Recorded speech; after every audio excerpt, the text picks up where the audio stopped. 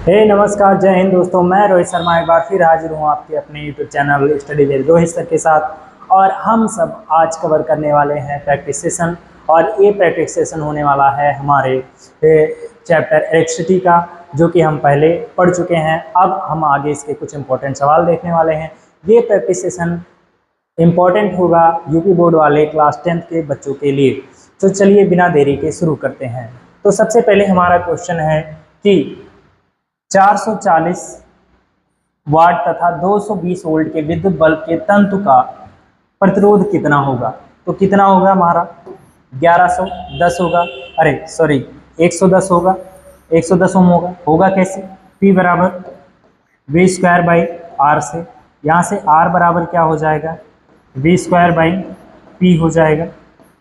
अब इस फॉर्मूले से हम निकालेंगे V हमारा कितना है 220 वोल्ट है।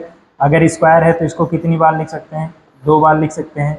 और पावर यानी शक्ति कितना हमारा 440 वाट है, तो लिख देंगे 440 वाट। अब यहाँ से ये जीरो काट दो, 11 दूनी 22, 11 चौक 44, ठीक। अब इसको क्या करो, गुणा कर दो, ये कितना हो जाएगा 440। यहाँ देखो जगह नहीं है तो ऊपर लिख दे रहे हैं, लेकिन अगर आपको समझना है तो यहाँ लिख दे रहे हैं, यहाँ लिख दे रहे हैं हम कितना। चलो 2 से और काट लो, कितनी बार कट जाएगा, यहाँ 2 से काट लो 2, और यहाँ से इसको काटेंगे 2 का नंबर 2 का नंबर 2 से, यानी हमारा जो प्रतिरोध निकल के आया वो क्या है 110 है, ठीक। चलिए आगे बढ़ते हैं। आगे हमारा है एम्पियर सेकेंड किसका मात्रक होता है। एम्पियर सेकेंड किसका मात्रक होता है हमारा, चलो देखते हैं। एम्पियर हमारा किसका मात्रक होता है, धारा का। एम्पियर किसका मात्रक होता है, धारा का। सेकेंड हमारा किसका, समय यानी टी। तो जे आई टी किस फॉर्मूले के द्वारा है, हम कहेंगे Q बराबर क्या होता है आई टी। तो Q बराबर आई टी यानी विद्युत आवेश का जो मात्रक होता है वो क्या होता है हमारा एम्पियर सेकेंड होता है। क्या होता है, एम्पियर सेकेंड होता है किसका। चलो विशिष्ट प्रतिरोध का एसआई, नेक्स्ट क्वेश्चन हमारा, विशिष्ट प्रतिरोध का एसआई मात्रक क्या होता है। देखो विशिष्ट प्रतिरोध का एसआई मात्रक क्या होता है हमारा, क्या होता है। देखो सबसे पहले जो प्रतिरोध होता है वो क्रॉस सेक्शन एरिया के क्या होता है अनुक्रमानुपाती होता है, और दूरी के क्या होता है व्युत्क्रमानुपाती होता है, लंबाई के क्या होता है व्युत्क्रमानुपाती। और प्रतिरोध डिपेंड किस पे करता है, पदार्थ, अलग अलग पदार्थों पे। तो इसको जब हम जोड़ के लिखेंगे तो R बराबर हमारा क्या हो जाएगा रो ए बाई एल। अब उसके बाद यहाँ से अगर हम जो विशिष्ट प्रतिरोध हमारा रो है इसको अगर इधर लाएंगे तो क्या होगा, यहाँ से हम देखेंगे तिरछा मल्टीप्लाई कर लेंगे तो आर एल हो जाएगा, और बराबर में क्या हो जाएगा यहाँ से 1/में ए, और क्या हो जाएगा ये आ जाएगा नीचे, तो ये यहाँ लिख देंगे और ये इसको ट्रांसफ़र कर देंगे इधर, तो ये हो जाएगा ए अपान आर एल। तो रो बराबर क्या हो जाएगा आर एल अपान में ए। अब एरिया हमारा क्या होता है, एरिया होता है मीटर स्क्वायर, और ओम होता है हमारा आर का प्रतिरोध, लंबाई क्या होता है मीटर, इससे ये कटेगा, यानी हमारा जो निकल के आएगा क्या हो जाएगा ओम प्रति मीटर। यानी जो हमारा विशिष्ट प्रतिरोध का मात्रक होता है वो क्या होता है ओम प्रति मीटर होता है। चलिए दोस्तों आगे बढ़ते हैं थोड़ा सा देखो विद्युत धारा का एसआई मात्रक क्या होता है। विद्युत धारा का एसआई मात्रक क्या होता है एम्पियर होता है। ये बहुत आसान बात हम लोग सभी जानते हैं। चलिए नेक्स्ट क्वेश्चन है हमारा, विभवांतर का एसआई मात्रक होता है। विभवांतर का एसआई मात्रक हम सभी जानते हैं वोल्ट होता है। V बराबर क्या होता है W बाई क्यू, और इसी को हम क्या कह देते हैं वोल्ट, ठीक है। इसका एसआई मात्रक क्या होता है वोल्ट होता है। चलिए अगला क्वेश्चन देखते हैं, प्रतिरोध का एसआई मात्रक क्या होता है। आई होप आप लोग को एसआई मात्रक सारे के सारे याद होंगे, लेकिन एक बार फिर से देख लेते हैं, यही हमारे क्वेश्चन का उद्देश्य है। चलिए प्रतिरोध का एसआई मात्रक क्या होता है ओम होता है। चलिए नेक्स्ट देखते हैं हमारा, ओम के नियम का सही समीकरण बताओ। ओम के नियम का सही समीकरण क्या है, V बराबर आई आर, वी बराबर आई बाई आर, आर बराबर वी आई। तो देखो क्या होता है, ओम सर ने क्या कहा था कि जो सिरों पे लगाए गए विभवांतर होंगे वो धारा आई के क्या होंगे अनुक्रमानुपाती होंगे, तब जब V हम हटाते थे तो यहाँ एक क्या आता था नियतांक, जिसे हम क्या कहते थे रेजिस्टेंस, यानी V बराबर हमारा क्या हो जाएगा IR जो होगा वो एकदम करेक्ट होगा। ये वाला ऑप्शन हमारा सही। चलिए नेक्स्ट हम देखते हैं। नेक्स्ट हमारा क्वेश्चन है विद्युत धारा का सूत्र है। तो विद्युत धारा का क्या सूत्र है, I बराबर क्यू बाई क्या होता है टी होता है, I बराबर क्यू बाई टी। देखो जब हम क्वेश्चन करवा रहे थे, लेक्चर करवा रहे थे, यानी जब हमारी क्लास चल रही थी तो लास्ट में हम लोगों ने देखा था कि हमने एक फॉर्मूले का चार्ट दिया था आप लोग को, चार्ट। तो फिर वो आप लोग से कहा था काफी इंपॉर्टेंट है, आप याद कर लीजिएगा। देखिए सारे के सारे जितने भी क्वेश्चन हो रहे हैं हमारे वहीं से आ रहे हैं, ठीक है। चलिए तो नेक्स्ट हमारा है देख, चलिए नेक्स्ट क्वेश्चन जो हमारा है कि एक कूलाम आवेश लगभग कितने इलेक्ट्रॉनों के बराबर होता है। तो कितने इलेक्ट्रॉनों के बराबर होता है 1.6 इंटू 10 टू पावर माइनस का 19 कूलाम। यहाँ पे कितना होगा माइनस का 19 कूलाम के बराबर होता है। देखो कैसे होता है, देखो Q बराबर क्या होता है N ही होता है। अब एक हमें चाहिए तो एक से गुणा करेंगे तो Q किसके बराबर हो जाएगा E के, और E क्या है एक कूलाम एक इलेक्ट्रॉन पे आवेश, तो ये हो जाएगा 1.6 into 10 to power minus 19 coulomb के बराबर होगा। तो ये इसके बराबर हो जाएगा, यानी हमारा राइट आंसर क्या हो जाएगा 1.6 into 10 to power minus 19 coulomb के बराबर हो जाएगा। चलो 1 किलोवाट घंटा बराबर है, 1 किलोवाट घंटा किसके बराबर होता है, देखो 1 किलोवाट घंटा बराबर होता है हमारा 3.6 इंटू 10 टू पावर 6 जूल के बराबर होता है। और ये हमारा ऑप्शन है ऑप्शन नंबर डी, ये हमारा एकदम राइट आंसर है। चलो अब उसके बाद विद्युत ऊर्जा की व्यावसायिक इकाई क्या है। देखो विद्युत ऊर्जा की इकाई काफी लोग कहेंगे जूल होता है, लेकिन यहाँ पे व्यावसायिक इकाई दी गई है, यानी कि जो हम अपने व्यवसाय में यूज करते हैं वो इकाई हमारी क्या होगी, वो हमारा होगा किलोवाट घंटा होगा। यहाँ पे काफी बच्चे गलती कर देते हैं, जल्दी जल्दी में विद्युत ऊर्जा की व्यावसायिक इकाई यहाँ पे क्या कर देते हैं जूल लगा के चले आते हैं, लेकिन जूल हमारा नहीं होगा, क्या होगा किलोवाट घंटा होगा। चलो नेक्स्ट जो क्वेश्चन हमारा, किसी चालक का प्रतिरोध किस पर निर्भर करता है। किसी चालक का प्रतिरोध किस पे निर्भर करता है, लंबाई पे, अनुप्रस्थ काट का क्षेत्रफल, पदार्थ की प्रकृति, यानी ये सभी पे करता है। देखो लंबाई पे क्या होता है व्युत्क्रमानुपाती है, लंबाई बढ़ाएंगे तो प्रतिरोध क्या होता है बढ़ता है। फिर उसके बाद अगर अनुप्रस्थ काट का क्षेत्रफल, अनुप्रस्थ काट का क्षेत्रफल क्या होता है, जो बेलन होता है ना उसका साइड से काट देंगे तो उसका जो क्षेत्रफल होता है, जैसे ये पेन है ना, इसका ये वाला जो क्षेत्रफल होगा इधर से ये वाला जो क्षेत्रफल होगा, यही हमारा क्या होता है क्रॉस सेक्शन एरिया, यानी कि अनुप्रस्थ काट का क्षेत्रफल होता है। फिर उसके बाद ये इस पे भी डिपेंड करता है, इस पे भी डिपेंड करता है। और उसके बाद पदार्थ की प्रकृति, अगर पदार्थ चेंज करेंगे तो जाहिर सी बात है हमारा प्रतिरोध चेंज होगा। अगर लकड़ी है तो उसमें धारा प्रवाहित होगी ही नहीं, उसका प्रतिरोध बहुत अधिक होगा। लेकिन वहीं कहीं अगर कोई धातु है तो उसमें प्रतिरोध क्या होगा, लकड़ी की अपेक्षा कम होगा। ओके ठीक, चलो अगला क्वेश्चन हम देखते हैं, प्रतिरोध का सूत्र क्या होता है। प्रतिरोध का सूत्र क्या होता है, जैसा कि हमने कुछ देर पहले देखा भी, प्रतिरोध R बराबर क्या होता था, यहाँ पे चलो देखते हैं, यहाँ पे कौन सा था, ये देखो यहाँ से देखो R इसके प्रोपोर्शनल, ये इसके प्रोपोर्शनल, फिर फाइनली हमारा क्या निकल के आया था R बराबर row A by L, R row A by L निकल के आया था, ये हमारा था। तो यहाँ पे ऑप्शन क्या हो जाएगा हमारा सही, ऑप्शन क्या हो जाएगा यहाँ पे R रो ए बाई क्या एल, इसमें से जो ऑप्शन सही है उसे टिक कर लेंगे। यहाँ पे होगा हमारा रो A by L, option number 1 सही होगा हमारा, एकदम राइट आंसर होगा। चलो नेक्स्ट क्वेश्चन हम देखते हैं, तार की लंबाई बढ़ाने पर उसका प्रतिरोध। देखो तार की अगर लंबाई बढ़ाएंगे तो क्या उसका प्रतिरोध घटेगा या बढ़ेगा। देखो तार की लंबाई, मान लो पहले हमारे पास 1 मीटर का तार था, ठीक है, इसमें जो प्रतिरोध था वो क्या था R था। अब इसी लंबाई को हम क्या बढ़ा दें 2 मीटर कर दें, कितना 2 मीटर कर दें, तो अब इसका प्रतिरोध क्या होगा, अब इसका प्रतिरोध क्या होगा। तो देखो इसका एक इम्पॉर्टेंट फॉर्मूला है जो हम जानेंगे कि लंबाई अगर बढ़ाएंगे तो जो प्रतिरोध होता है ना वो किस में बढ़ता है, स्क्वायर में बढ़ता है। किसके स्क्वायर में, 2 के स्क्वायर में। लेकिन अभी ये हम नहीं जानेंगे क्योंकि हमारे सिलेबस में नहीं है, तो हम इसको नहीं जानेंगे। हमें सीधा सा आंसर जो देना है वो क्या देना है कि तार की लंबाई बढ़ाने पर उसका जो प्रतिरोध है वो क्या होता है बढ़ता है, क्या होता है बढ़ता है। अरे सॉरी ये क्या हो रहा है, क्या होता है बढ़ता है। चलिए नेक्स्ट जो क्वेश्चन रहेगा हमारा वो क्या होगा, तार की लंबाई 4 गुना कर दी जाए और क्षेत्रफल समान रहे तो प्रतिरोध होगा। लो आ गया, देखो तार की अगर लंबाई को 4 गुनी कर दी जाए और जो प्रतिरोध हो वो क्या हो, समान हो, तो अरे क्या समान हो, क्षेत्रफल जो हो, क्रॉस सेक्शन एरिया जो, मान लो ये तार है हमारा, ठीक है, ये तार है, ठीक, इसका एक क्रॉस सेक्शन एरिया ए है। फिर उसके बाद कहा है कि जो इसकी लंबाई है इसको बढ़ा के कितनी कर दी जाए, इसको बढ़ा के देखो तार की लंबाई को 4 गुनी कर दी जाए, यानी इसको बढ़ा के कितना 4 गुना कर दिया जाए, 4 है, लेकिन जो क्रॉस सेक्शन एरिया हो वो क्या हो, ए के बराबर ही, जितना पहले था उतना अभी भी हो, तो यहाँ पे जो हमारा प्रतिरोध होगा वो कितना हो जाएगा। देखो अगर इतना है तो हमारा क्या होगा, 4 गुना बढ़ जाएगा, कितना होगा, 4 गुना, हमारा 4 गुना हो जाएगा।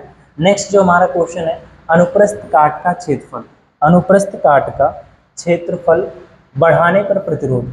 देखो अनुप्रस्थ काट का क्षेत्रफल, मान लो ये क्या है, आपका एक तार है जिसका अनुप्रस्थ काट का क्षेत्रफल क्या है, ए है। अब इस बार हमने क्या किया, अनुप्रस्थ काट के क्षेत्रफल को बढ़ा के 2a कर दिया, ठीक है, हमने क्या कर दिया, इसको बढ़ा दिया, मतलब अनुप्रस्थ काट के क्षेत्रफल को बढ़ाने पर प्रतिरोध पर क्या प्रभाव पड़ता है ये देख लेते हैं।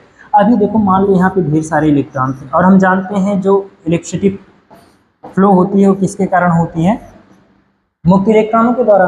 अब यहाँ पे देखो, यहाँ पे ये जो एरिया है वो छोटा है, तो इलेक्ट्रॉन भाई जाने में भाई इनको भीड़ लगेगी, भाई ट्रैफिक लगेगा, जाम होगा थोड़ा प्रतिरोध। अब यहाँ पे क्या करेंगे, अगर एरिया बढ़ा दिया जाए तो भाई यहाँ से देखो, भाई जहाँ 2 लेन था वहाँ 4 लेन हो गया, अब आराम से इलेक्ट्रॉन निकलेंगे, आराम से निकलेंगे, इसका मतलब जो इसका रेजिस्टेंस है वो क्या हो गया, घट गया, यानी अनुप्रस्थ काट का क्षेत्रफल बढ़ाने पर जो रेजिस्टेंस होता है वो क्या हो जाता है, घट जाता है, क्या हो जाता है, घट जाता है, ठीक है। चल नेक्स्ट जो क्वेश्चन है हमारा, श्रेणी क्रम में जुड़े प्रतिरोधकों में समान रहता है। अब देखो श्रेणी क्रम में जो जुड़े होते हैं प्रतिरोध वो हमारे क्या होते हैं, मान लो ये हमारा होता है प्रतिरोध, ठीक, अब इसमें ये हमारा एक प्रतिरोध R1 हो गया, ये R2 हो गया, ये R3 हो गया, इसमें समान क्या होता है, हमने कहा इसमें जो धारा होती है वो क्या होता है, वो क्या होता है, सब जगह क्या होती है, समान होता है, ठीक है, जो धारा होती है वो सब जगह क्या होती है, समान होती है, ठीक, धारा जो होती है वो सब जगह क्या होता है, समान होता है, ठीक है, तो ये हमारा क्या हो जाएगा, इसमें सही आंसर हमारा धारा। ओके चलिए नेक्स्ट क्वेश्चन हम देखते हैं। नेक्स्ट क्वेश्चन है, समांतर क्रम में जुड़े प्रतिरोधकों के सिरों पर समान रहता है। अब देखो कोई समांतर क्रम में क्या है, प्रतिरोध जुड़े हुए हैं, एक ये हो गया, एक ये हो गया और एक ये हो गया, अरे सॉरी यहाँ से इसको ऐसे, अब ये किस में जुड़ गए, समांतर क्रम में। अब यहाँ पे जो प्रतिरोध होगा, मतलब प्रतिरोधकों के सिरों पर ए और बी पर क्या समान होगा, देखो ये हमारा R1, ये R2 और ये क्या हो जाएगा R3, यहाँ पे क्या समान होगा, देखो यहाँ पे जो समान होगा हमारा वो होगा वोल्टेज। अगर यहाँ से देखो वोल्टेज क्या हो, यहाँ से वोल्टेज जो होगा हमारा, जो ए पे वी होगा, ये वी ए होगा और ये क्या होगा वी बी।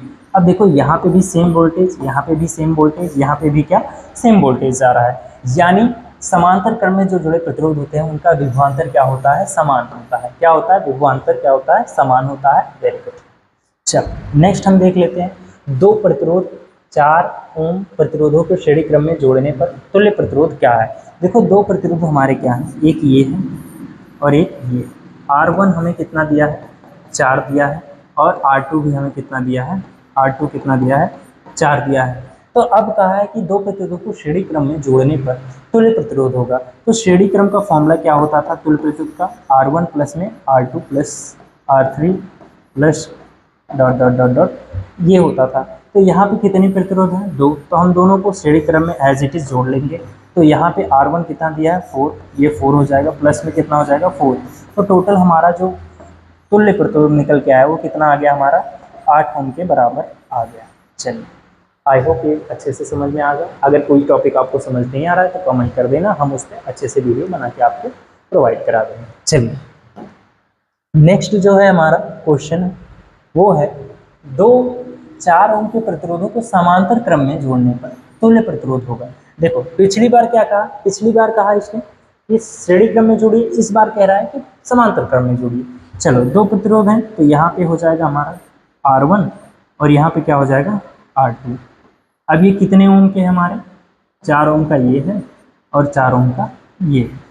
तो इसके लिए फॉर्मूला क्या होता है तुल्य प्रतिरोध का, 1/r is equal to 1/r1 plus में 1/r2, ऐसे ऐसे होता है। तो चलिए जोड़ लेते हैं। तो तुल्य प्रतिरोध 1/r इज इक्वल टू क्या हो जाएगा 1/4 प्लस में क्या हो जाएगा 1/4। अब इनका एलसीएम क्या हो जाएगा, देखो एलसीएम तो आपको लेना ही नहीं है, अगर हर बराबर है तो सीधा जोड़ लेंगे। तो यहाँ हो जाएगा 2 बटे में कितना 4, ये इससे कट जाएगा, 1/2 आ जाएगा। यानी जो आर का मान आ गया वो हमारा कितना आ गया 2 ओम आ गया। कितना आ गया 2। अब एक चीज देखो, वहां भी 4 ओम था, 4 ओम था। देखो पिछले वाले क्वेश्चन में भी 4 ओम 4 ओम, लेकिन ये किस में थे, श्रेणी क्रम में जुड़े हुए थे। यहाँ 4 ओम 4 ओम लेकिन समांतर क्रम में। अच्छा देखो दोनों में, अगर दोनों में समांतर और श्रेणी क्रम में अगर देखा जाए तो प्रतिरोध किसका कम आ रहा है, किसका, समांतर क्रम का। समांतर क्रम में प्रतिरोध का मान हमेशा क्या होगा, कम होगा, किसकी अपेक्षा, श्रेणी क्रम की अपेक्षा। Very good. चलिए आगे देखते हैं। हमारा आगे है समान प्रतिरोध के 4 प्रतिरोधकों को समांतर क्रम में जोड़ने पर परिणामी प्रतिरोध होगा। देखो समान प्रतिरोध किसमें, 4 प्रतिरोधकों को समांतर क्रम में। यहाँ पे देखो 4 प्रतिरोध हमारे पास कितने हैं, 4। क्योंकि कहा है ये क्या है, समान है, यहाँ पे हम क्या दे देते हैं इसको, वोल्टेज। ठीक, अब क्योंकि ये समान है तो ये भी आर होगा, ये भी आर होगा, ये भी आर होगा और ये भी आर होगा। अब फॉर्मूला क्या है, देखो फॉर्मूला क्या होता है हमारा, 1/r इज इक्वल टू क्या होता है 1/r प्लस में 1/r2 प्लस में 1/r3 प्लस में 1/r4। सॉरी यहाँ आर रहेगा, कितने 4 प्रतिरोध हैं, जोड़ लेंगे हम। तो फाइनली जो हमारा यहाँ नेट आ गया, देखो परिणामी होगा ना, अभी डिफरेंस पता नहीं चलेगा, इस वजह से यहाँ नेट लिख दे रहे हैं। तो नेट जो हमारा होगा, परिणामी जो रिजल्टेंट होगा, यानी कि हमारा तुल्य प्रतिरोध जो होगा वो आर सेम है, तो ऊपर क्या हो जाएगा 4/r। ठीक, तो यानी आर बराबर हमारा क्या हो जाएगा, आर बराबर हमारा हो जाएगा r/4। देखो यहाँ तिरछा मल्टीप्लाई करेंगे तो आर रिजल्टेंट जो होगा हमारा वो कितना हो जाएगा r/4, यानी ये डी नंबर ऑप्शन हमारा क्या होगा, एकदम राइट आंसर। ठीक, चलिए नेक्स्ट हम देखते हैं। नेक्स्ट हमारा है विद्युत शक्ति का एसआई मात्रक क्या होता है। तो विद्युत शक्ति का एसआई मात्रक क्या होता है, वाट होता है। पावर का एसआई मात्रक क्या होता है, वाट होता है, याद रखना क्या होता है, वाट होता है। चलो नेक्स्ट हमारा विद्युत शक्ति का सूत्र होता है। तो विद्युत शक्ति का सूत्र होता है P बराबर V इंटू आई। क्या होता है, P बराबर V इंटू आई, यानी ए नंबर हमारा सही हो जाएगा। चलो नेक्स्ट हमारा विद्युत शक्ति का दूसरा सूत्र है। देखो दूसरा सूत्र P बराबर क्या, अभी देखो P बराबर सॉरी P बराबर हमने क्या निकाला, देखो P बराबर हमने निकाला V आई। तो दूसरा सूत्र क्या हो जाएगा, तो दूसरा सूत्र अगर हम निकालें तो यहाँ से हो जाएगा V बराबर आई आर होता है। तो यहाँ से V बराबर अगर आई आर होता है, ध्यान से देखना, V बराबर आई, तो V की जगह पे आई आर रख सकते हैं क्या, तो P बराबर हमारा क्या हो जाएगा, V की जगह पे क्या रख सकते हैं, आई आर रख सकते हैं, और फिर ये एक आई यहाँ पे, तो P बराबर क्या हो जाएगा आई स्क्वायर आर हो जाएगा। क्या ऐसा कोई मिल रहा है, चलिए यहाँ पे है हमारा आई स्क्वायर आर, स्क्वायर तो नहीं है लेकिन यहाँ 2 लिखा हुआ है, यहाँ स्क्वायर होना चाहिए था। P बराबर आई स्क्वायर आर हो जाएगा हमारा, ये हो जाएगा शक्ति का जो दूसरा सूत्र होगा वो P बराबर आई स्क्वायर आर हो जाएगा। चलो 220 वोल्ट पर 2 एम्पियर धारा लेने पर वाले उपकरण की शक्ति होगी। देखो 220 वोल्टेज कितना है, 220 है, और एम्पियर कितना है, यानी जो हमारा विभवांतर है वो कितना है 220 वोल्ट है, और जो धारा है वो कितनी हमारी 2 एम्पियर की धारा है। अब कहा है कि शक्ति कितनी होगी, उपकरण की शक्ति कितनी होगी, सीधा सा आसान सा फॉर्मूला है P बराबर V इंटू आई। तो रख दो इसी फॉर्मूले पे, रखेंगे तो क्या हो जाएगा हमारा 220 इंटू में क्या 2, तो ये हो जाएगा हमारा 440 वाट। किसके बराबर हो जाएगा 440 वाट के बराबर, वो वाला नहीं 440 वोल्ट। आप लोगों ने सुना, गाना सुना होगा ना, लग गए 440 वोल्ट छूने से तेरे, तो वो वाला है। तो कितने हो जाएंगे, यहाँ वहाँ वोल्ट था, यहाँ पे क्या है हमारा वाट शक्ति। ठीक है, चलो नेक्स्ट है हमारा 100 वाट का जो बल्ब है 10 घंटे जलता है, ऊर्जा की खपत होगी। देखो 100 वाट का जो हमारा बल्ब है वो कितनी शक्ति कितना है, 100 वाट का, ठीक है, 100 वाट का। और उसके बाद जो बल्ब है वो कितने घंटे चल रहा है, समय क्या है, समय है हमारा 10 आवर है, ठीक है। ऊर्जा की खपत क्या होगी, तो ऊर्जा बराबर क्या होता है, P इंटू टी होता है। चलो निकाल लेते हैं, हमारा क्या हो जाएगा 100 इंटू में कितना 10, तो ये हमारा कितना हो जाएगा 1000। देखो यहाँ पे क्या है वाट और यहाँ क्या है घंटा, तो ये हो जाएगा हमारा वाट आवर, या यूँ कहें कि 1 किलो वाट किलो आवर हो जाएगा, ठीक है, 1 किलो आवर। इसको क्या 1 किलो वाट, एक सॉरी सॉरी सॉरी, इसका मतलब किलो वाट आवर, ठीक है, किलो वाट आवर हो जाएगा। इसका मतलब होता है किलो और इसको वाट आवर, यानी 1 किलो वाट आवर कितना हो जाएगा, 1 किलो वाट आवर, 1 किलोवाट घंटा, ठीक है, क्या हो जाएगा 1 किलोवाट घंटा। चलो विद्युत धारा की ऊष्मीय प्रभाव का सूत्र होता है। अब यहाँ पे देखो, यहाँ फिर गलती हो गई है, यहाँ क्या होना चाहिए H बराबर I²R T, ठीक है बच्चों, ये होता है। चलो आई होप आप लोग को कोई समस्या नहीं हो रही है, क्लास में मज़ा आ रहा होगा क्वेश्चन सॉल्व करते हुए। जितना ज़्यादा प्रैक्टिस करेंगे उतना ही आने वाली तैयारी को आप बेहतर बनाएंगे। चलिए तो अब इसी साथ अगला क्वेश्चन हम देखते हैं। अगला क्वेश्चन है हमारे पास, पिछला क्वेश्चन हो गया क्या, हाँ चलो, यहाँ पे जो सही ऑप्शन होगा वो हमारा क्या होगा ये। चलो अगला है, विद्युत हीटर का तंतु सामान्यतः किस पदार्थ का बनाया जाता है। लो, एक विद्युत और एक बल्ब, एक हीटर और एक बल्ब, ये जरूर याद रखना, क्योंकि सामान्यतः ये कंपटीशन वाले क्वेश्चन भी हैं और क्या है हमारे साइंस के यूपी बोर्ड वाले भी क्वेश्चन हैं, तो ये जरूर याद रखना। तो बल्ब जो होता है उसमें लगा होता है टंगस्टन, क्या लगा होता है, टंगस्टन लगा होता है। और जो हीटर होता है उसमें लगा होता है बाबू हमारा नाइक्रोम, क्या लगा होता है, नाइक्रोम का तार लगा होता है, ठीक, क्या लगा होता है, नाइक्रोम लगा होता है। तो ऑप्शन नंबर बी हमारा सही हो जाएगा। चलो फ्यूज तार का मुख्य कार्य, देखो फ्यूज तार का क्या मुख्य कार्य है, फ्यूज तार कहाँ लगाते हैं, अपने घरों में, क्या बचाने के लिए, अपने घर के विद्युत परिपथ को बचाने के लिए, वायरिंग को बचाने के लिए। तो ये एक क्या है, अधिक धारा से सुरक्षा करना, ठीक है, ये ऑप्शन नंबर सी हमारा हो जाएगा। चल अगला है, घरेलू परिपथ में विद्युत उपकरण सामान्यतः किस क्रम में जोड़े जाते हैं। देखो घरेलू परिपथ में विद्युत उपकरण सामान्यतः किस क्रम में जोड़े जाते हैं, अगर आप हमारा पिछला लेक्चर देखेंगे तो वहाँ से आपको पता चलेगा कि सब के सब किस में जोड़ते हैं, समांतर क्रम में। और समांतर क्रम में जो वोल्टेज होता है वो सब जगह क्या होता है हमारा सेम होता है, और इस वजह से हमारे सारे उपकरण को समान वोल्टेज मिलता है, जिससे वो प्रॉपर तरीके से क्या कर सकते हैं, काम कर सकते हैं। समझ आया। चलिए नेक्स्ट हमारा है, 2 ओम प्रतिरोध में 3 एम्पियर धारा प्रवाहित हो रही है, विभवांतर होगा। अब देखो 2 ओम प्रतिरोध में 3 एम्पियर धारा प्रवाहित हो रही है, तो जो हमारा विभवांतर होगा वो कितना होगा। तो देखो ओम की नियम से V बराबर क्या होता है, I/R होता है, ठीक है। अब यहाँ R का मतलब रोहित सर नहीं है, यहाँ R का मतलब रेजिस्टेंस यानी प्रतिरोध है, ठीक है, नहीं तो हर जगह हम ही को ढूंढ लो, है ना, हो भी सकता है भाई। चलो देखते हैं यहाँ पे जो होगा हमारा, देखो प्रतिरोध R का मान कितना दिया गया है, 2 ओम दिया है, और उसके बाद I कितना दिया गया है हमारा 3 एम्पियर दिया गया है, तो रख लो।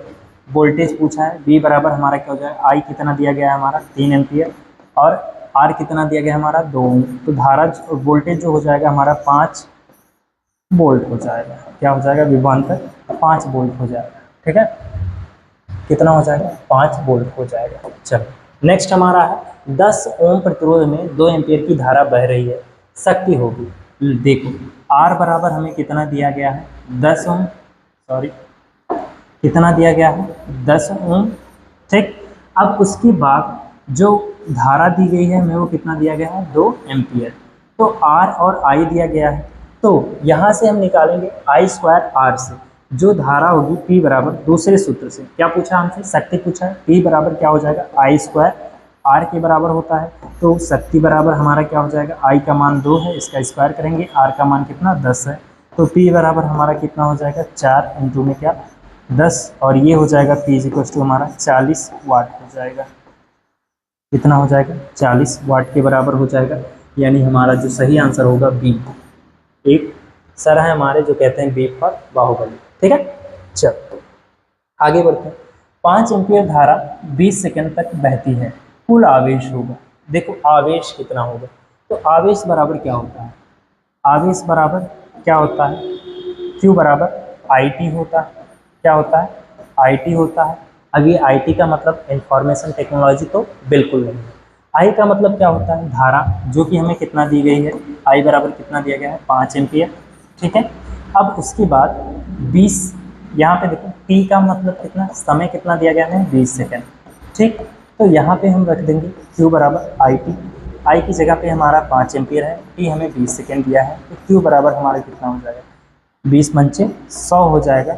और आवेश का मात्रक क्या होता है, कूलाम, यानी ये हमारा हो जाएगा 100 कूलाम। ठीक, नेक्स्ट हमारा 12 वोल्ट विभवांतर और 4 ओम प्रतिरोध वाले चालक में धारा होगी। देखो इस बार हमें विभवांतर कितना दिया गया है, 12 वोल्ट। ठीक है, और उसके बाद जो प्रतिरोध यानी आर दिया है वो कितना दिया गया है, 4 ओम। एक बार फिर से बता दें, आर मतलब रोहित सर नहीं है आपके, आर का मतलब यहाँ पे रेजिस्टेंस यानी प्रतिरोध। ठीक है, चलो तो ओम की नियम से आई बराबर क्या होता है, वी बाई आर होता है। अब ये सजी आया कहाँ से, वी बराबर आपने आई आर पढ़ चुका है, आप तो पता ही होगा। तो आई बराबर क्या हो जाएगा, वी बाई आर। बेसिकली क्या किया हमने, इसको इधर ट्रांसफर कर दिया, तो ये इधर गुणे में था, इधर आया तो भाग में हो गया। काफ़ी बच्चे इन्हीं पे कंफ्यूज हो जाते हैं। तो यहाँ पे वी हमें कितना दिया गया है, 12 दिया गया है, और आर हमें कितना दिया गया है, 4। इसको काटेंगे तो आई बराबर क्या हो जाएगा हमारा, 4×3 12 हो जाएगा, और एम्पियर 3 एम्पियर, जो कि हमारा बी फॉर बाहुबली एकदम सही है। चलो अब उसके बाद हमारा 6 ओम तथा 3 ओम प्रतिरोध श्रेणी क्रम में जुड़े हैं, तुल्य प्रतिरोध क्या होगा। देखो श्रेणी क्रम में जुड़े हैं, तो श्रेणी क्रम एक का सर एक का पूछ होता है, तो यहाँ जोड़ दो। एक हमारा क्या है, 6 ओम है, और एक क्या है हमारा, 3 ओम है। चलो तो 6 ओम और 3 ओम है, तो इनको जोड़ देंगे श्रेणी क्रम। तो श्रेणी क्रम में फॉर्मूला R1 प्लस में क्या होता है, R2 के बराबर होता है। ये R बराबर हमारा कितना हो जाएगा, 6 प्लस में कितना, 3। तो R बराबर हमारा क्या हो जाएगा, 9 ओम के बराबर हो जाएगा। बिल्कुल आसान सा क्वेश्चन था, आप लोगों ने तो मिनटों में उड़ा दिया होगा। चलिए तो नेक्स्ट क्वेश्चन इसके बाद हम देखेंगे। नेक्स्ट क्वेश्चन हमारा हो जाएगा कि 6 ओम और 3 ओम प्रतिरोध समांतर क्रम में जुड़े हैं, तुल्य प्रतिरोध होगा। तो 6 ओम 3 ओम प्रतिरोध समांतर क्रम में जुड़े हैं, तो तुल्य प्रतिरोध होगा। देखो यहाँ पे इस बार समांतर क्रम में जुड़े हैं, ये हमारा क्या हो जाएगा, समांतर क्रम। यहाँ पे 6 ओम हो जाएगा, और यहाँ पे कितना हो जाएगा, 3 ओम हो जाएगा, और ये इधर ये और भी। तो अब यहाँ पे 1/r समांतर क्रम का फॉर्मूला 1/r1 प्लस में 1/r2 हो जाएगा। अब यहाँ से 1/r बराबर क्या हो जाएगा, यहाँ हो जाएगा R1 इंटू में R2 हो जाएगा, यहाँ से R1 कटेगा, यहाँ पे R2 हो जाएगा, प्लस में R1 हो जाएगा। ठीक, तो इसी फॉर्मूले पे रख दो। तो R बराबर यहाँ से देखो ध्यान से, अगर हमारा क्या निकल के आया, R1 इंटू में R2 हो जाएगा, अपान में R1 प्लस में R2 के बराबर हो जाएगा। तो देखो कभी कभी जब दो आपको प्रतिरोध दे रहे हैं ना, तो सीधा जब समांतर क्रम लगाओ तो ये वाला फॉर्मूला लगा दो सीधा सा। काफ़ी लोग शॉर्टकट मारते हैं, लेकिन ये वही होगा जहाँ टिक करने वाला ऑप्शन आएगा। अगर आपको क्या आ रहा है, स्टेप मार्किंग के लिए आ रहा है, यहाँ दीर्घ उत्तरीय या लघु उत्तरीय प्रश्न में आ रहा है, तो आपको पूरा इसे सॉल्व करना होगा। लेकिन अगर टिक करने वाला ऑप्शन आ रहा है तो हम सीधा सा फॉर्मूला रखेंगे, आपका आंसर निकल के आ जाएगा। तो R बराबर देखो, R1 हमारा कितना 6 है, और इंटू में कितना हमारा 3 है, और 6 3 9 हो जाएगा, नीचे इन दोनों को जोड़ देंगे। तो R बराबर कितना हो जाएगा, 6 3 9, 6 3 18, सॉरी, बटे में 9, तो 9 दूनी 18, यानी टोटल जो R निकल के आया वो हमारा कितना आ जाएगा, R बराबर 2 ओम हो जाएगा। तुल्य प्रतिरोध कितना आ जाएगा हमारा, 2 ओम आ जाएगा। ठीक, चलो नेक्स्ट हमारा है 1000 वाट का हीटर 2 घंटे में चलता है। ठीक है, 2 घंटे तक चलता है। ठीक है, 2 घंटे चलता है। ऊर्जा की जो खपत होती है वो क्या होगी, देखो ऊर्जा की खपत W बराबर क्या होता है, P इंटू में T होता है, रख दो फॉर्मूले पे। W बराबर पावर कितना है, 1000 वाट। ठीक है, तो 1000 वाट इंटू में क्या हो जाएगा हमारा, 2 घंटे चलता है, ये हो जाएगा। तो W बराबर क्या हो जाएगा, 2000, हाँ 2000 क्या, वाट घंटा। तो वाट घंटा हो जाएगा। तो W बराबर हमारा देखो वाट घंटा। अब इसको कितना लिख सकते हैं, यहाँ 2 किलो वाट आवर हो जाएगा, ठीक है, 2 किलो वाट इसके बराबर हो जाएगा। नेक्स्ट हमारा है क्या, 1 किलो वाट बराबर होता है, 1 किलो वाट बराबर किसके होता है, 1000 वाट के बराबर होता है, या आप सभी को जानना चाहिए। किलो कहीं भी आ जाए, किलो कहीं भी आ जाए उसका मतलब क्या होता है, 1000 होता है, ठीक है, याद रखना। नेक्स्ट है हमारा, यदि V बराबर कितना है, 20 वोल्ट है और I बराबर 2 एम्पियर तो प्रतिरोध होगा, तो R बराबर क्या होता है, V बाई आई से, तो V बाई आई से निकाल लो ओम के नियम से। तो यहाँ पे हमारा V कितना दिया गया है, 20 वोल्ट दिया है। देखो हम लोग थोड़ा तेज चलेंगे क्योंकि हम लोग पहले ये सब कर चुके हैं, तो R बराबर हमारा क्या हो जाएगा, 10 ओम हो जाएगा। राइट आंसर हमारा B हो जाएगा, ठीक है। ये अभी हम लोगों ने ये फॉर्मूले के बारे में जाना है, तो इस बार हम पूरा नहीं लिख रहे हैं डिटेल में, डायरेक्ट सॉल्व कर दे रहे हैं। आप लोग भी जब सॉल्व करोगे तो धीरे धीरे आप लोग शॉर्ट में करते चले जाओगे। चल नेक्स्ट हमारा है, नेक्स्ट है हमारा 220 वोल्ट के स्रोत से 1100 वाट का हीटर जोड़ा गया है, धारा होगी। इस बार देखो P बराबर V इंटू आई। देखो यहाँ पे देखो वोल्ट विभवांतर कितना दिया गया है, 220 वोल्ट दिया गया है, और उसके बाद जो हमारा शक्ति दिया गया है वो कितना है, 1100 वाट। तो P बराबर V इंटू आई से, आई वी या V इंटू आई से। तो देखो यहाँ से देखेंगे तो यहाँ पे फॉर्मूला सीधा रख देंगे, हमें धारा पूछा गया है, आई बराबर हमसे पूछा गया है तो हम रख देंगे। P हमें कितना दिया गया है, 1100 दिया गया है, आई हमें ज्ञात करना है, V हमें कितना दिया गया है, 220। तो आई बराबर क्या हो जाएगा हमारा, 1 0 से 1 0 काट दो, ठीक है। तो यहाँ पे हो जाएगा हमारा 110 बटे में कितना, 22 काट लो, 22, 11 इकन्ने 11, फिर इसके बाद ये हो जाएगा कितना, 5। तो आई बराबर हमारा कितना हो जाएगा, 5 एम्पियर हो जाएगा। ये होगा हमारा राइट आंसर बी और 52, ठीक। चलिए नेक्स्ट हमारा क्वेश्चन जो होगा, ओम का नियम किस संबंध को बताता है, V और I, P और R, Q और T, H और B। देखो सीधा सा ओम सर ने क्या कहा, जब किसी चालक की भौतिक अवस्था जो हो वो क्या हो, अपरिवर्तित हो, तो उसकी सिराओं पर लगाए गए विभवांतर V तथा उसमें बहने वाली जो धारा होती है वो क्या होता है, एक दूसरे के अनुक्रमानुपाती होती है। तो यहाँ पे हमारा हो जाएगा जो V होगा वो अनुक्रमानुपाता, ठीक है। ये क्या होगा, ए नंबर हमारा सही ऑप्शन हो जाएगा, ठीक। चलो नेक्स्ट है हमारा, एमीटर को परिपथ में कैसे जोड़ा जाता है, ठीक है, कैसे जोड़ा जाता है एमीटर को परिपथ में। देखो एमीटर को परिपथ में श्रेणी क्रम में, किसमें जोड़ा जाता है, श्रेणी क्रम में जोड़ा जाता है। अब एमीटर होता क्या है, एमीटर करता क्या है, जान लो। एमीटर जो होता है वो धारा को मापने का काम करता है, विद्युत धारा को मापता है, ठीक है, विद्युत धारा को क्या है, मापता है, धारा मापता है, कौन, एमीटर मापता है। इसको किसमें लगाया जाता है, श्रेणी क्रम में लगाया जाता है। फिर उसके बाद आता है वोल्ट मीटर को परिपथ में कैसे जोड़ा जाता है। अब ये जो वोल्ट मीटर होता है ये करता है, वोल्ट मीटर क्या करता है, ये विभवांतर को मापने का काम करता है, यानी वोल्टेज बताता है। विभवांतर को मापने का काम कौन करता है, वोल्ट मीटर, और इसको समांतर क्रम में जोड़ा जाता है, ठीक है, इसमें जोड़ा जाता है, समांतर क्रम में जोड़ा जाता है। नेक्स्ट क्वेश्चन हमारा, आदर्श एमीटर का प्रतिरोध होता है, तो आदर्श एमीटर का प्रतिरोध कितना होता है, बहुत ही कम, लगभग क्या होता है, 0 के बराबर होता है। अब 0 क्यों होता है, क्योंकि सही माप के लिए, देखो अगर इसका कुछ ना कुछ प्रतिरोध होगा तो ये खुद सही माप नहीं दे पाएगा, तो सही माप के लिए क्या होता है, हमारा एमीटर का जो प्रतिरोध होता है वो क्या होता है, 0 होता है। फिर उसके बाद है एक आदर्श वोल्ट मीटर का प्रतिरोध कितना होता है, इसका होता है आदर्श बहुत अधिक होता है, अनंत के बराबर। इसका जो प्रतिरोध होता है वो क्या होता है, अनंत के बराबर होता है। चलो नेक्स्ट होता है हमारा, विद्युत बल्ब के तंतु का पदार्थ सामान्यतः किसका बना होता है, अभी हमने कुछ देर पहले बताया किसका बना होता है, टंगस्टन का बना होता है। नेक्स्ट है हमारा, प्रतिरोधकता मुख्यतः किसकी प्रकृति पर निर्भर करती है। देखो प्रतिरोधकता होता क्या है, देखो जब हमने बताया था आपको R बराबर रो ए बाई क्या होता है, L होता है, तो रो बराबर क्या हो जाएगा हमारा, RL बाई क्या होता है, A होता है। तो ये डिपेंड किस पे करता है, ये डिपेंड करता है हमारा पदार्थ पर, किस पे, पदार्थ, मतलब जो विशिष्ट प्रतिरोध होता है वो पदार्थ बदलने पे क्या होता है, बदल जाता है। जैसे तांबे में कुछ और होता है, लकड़ी में कुछ और होता है, एल्युमिनियम में कुछ और होता है, इस वजह से। और साथ ही साथ बता दें, एक सबसे अच्छा जो चालक होता है वो क्या होता है, चांदी, यानी जो चांदी होता है उसमें प्रतिरोध की मात्रा क्या होती होगी, सबसे कम, ठीक। चलो नेक्स्ट है हमारा, जब प्रतिरोध स्थिर हो और विभवांतर दुगना कर दिया जाए तो धारा होगी। चलो ओम के नियम से इसको समझते हैं। ओम के नियम, तो I बराबर क्या होता है, V बाई आर। अगर यहाँ पे ध्यान से प्रतिरोध को क्या कर दिया जाए, स्थिर कर दिया जाए, ठीक है, इसको स्थिर कर दिया हमने, तो और विभवांतर को दुगना कर दिया जाए, यानी विभवांतर को 2 गुना बढ़ा दिया।